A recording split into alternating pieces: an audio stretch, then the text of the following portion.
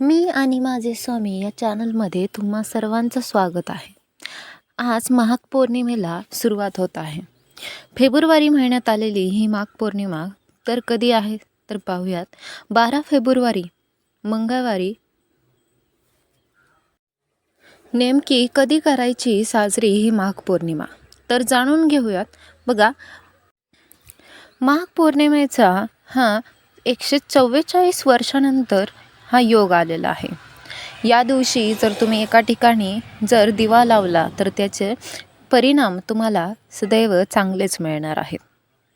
तर पाहूयात पौर्णिमा तिथी कधी आहे. तर पौर्णिमा तिथी संध्याकाळी म्हणजेच आज 11 फेब्रुवारी मंगळवारी संध्याकाळी 6:55 पौर्णिमा सुरू होत आहे आणि 12 फेब्रुवारी म्हणजेच उद्या 7:22 ही पौर्णिमा समाप्त होत आहे.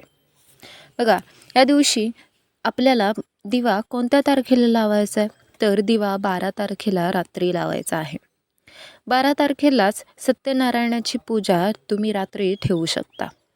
दर पौर्णिमेला जी काही पूजा होत असते त्यामध्ये सत्यनारायणाची पूजा तुम्ही जर करत असाल तर ती 12 तारखेलाच ठेवावी.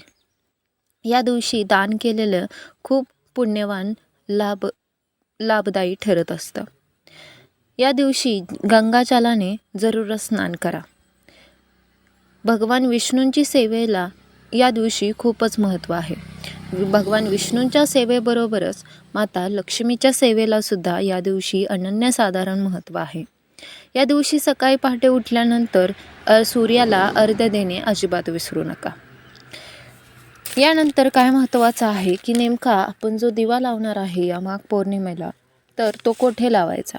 ठीक आहे, तुम्हाला पिंपळाच्या झाडाची पूजा करायची आहे. शुद्ध गाईच्या तुपाचा दिवा तिथे पिंपळाच्या झाडाच्या शेजारी लावायचा आहे. तर घरा शेजारी तुमचं जर पिंपळाचं झाड असेल तर तुम्ही तिथे नक्की जाऊन पिंपळाच्या झाडाची पूजा करा. शुद्ध गाईच्या तुपाचा तिथं दिवा लावा आणि नमस्कार करा. या दिवशी आपण हे जाणून घेतलं की आपण कोणकोणत्या गोष्टी केल्या पाहिजेत. तर या दिवशी दानधर्म करणं महत्त्वाचं आहे. गंगाजलानं स्नान केलं पाहिजे. भगवान विष्णूंची सेवा केली पाहिजे. सूर्याला अर्घ्य दिलं पाहिजे आणि पिंपळाच्या झाडात विष्णू आणि लक्ष्मी वास करत असते म्हणून पिंपळाच्या झाडाची पूजा या दिवशी करणं गरजेचं असतं. आणि शुद्ध गाईच्या तुपाचा तुम्हाला दिवा तिथं लावायचा आहे. आपण बघितलं की नेमका कोणत्या गोष्टी केल्या पाहिजेत. आता याचबरोबर पाहूयात की नेमक्या या दिवशी कोणत्या गोष्टी टाळणं महत्त्वाचं आहे. तर पाहूयात की खोटं बोलणं असेल किंवा वादविवाद असेल किंवा कटकटी असतील किंवा शिव्या घालणे ह्या गोष्टी अजिबात घरात करू नका किंवा या दिवशी पूर्णपणे टाळण्याचा प्रयत्न करा. काही दुसऱ्यांविषयी खोटं बोलणे किंवा दुसऱ्यांविषयी तिरस्कार करणे, द्वेष करणे किंवा एकमेकांना शिव्या देणे हा प्रकार अजिबात या दिवशी करू नका. त्याचबरोबर महत्त्वाचं आहे की या दिवशी मांसाहार अजिबात करायचा नाही आहे. मांसाहार अजिबात करायचं नाही. त्याचबरोबर गरजू जे लोक आहेत त्यांना जरूर मदत करा. बघा, त्याचबरोबर काय महत्त्वाचं आहे की या दिवशी श्रीसूक्त पठणसुद्धा तुम्ही 16 वेळा करू शकता. यामुळे तुम्हाला लक्ष्मी प्राप्ती होण्याची जास्त शक्यता आहे. त्याचबरोबर या दिवशी तुम्हाला श्रीसूक्त पठण त्याचबरोबर विष्णू सहस्त्रनाम हे पण तुम्हाला याचं पठण करायचं आहे.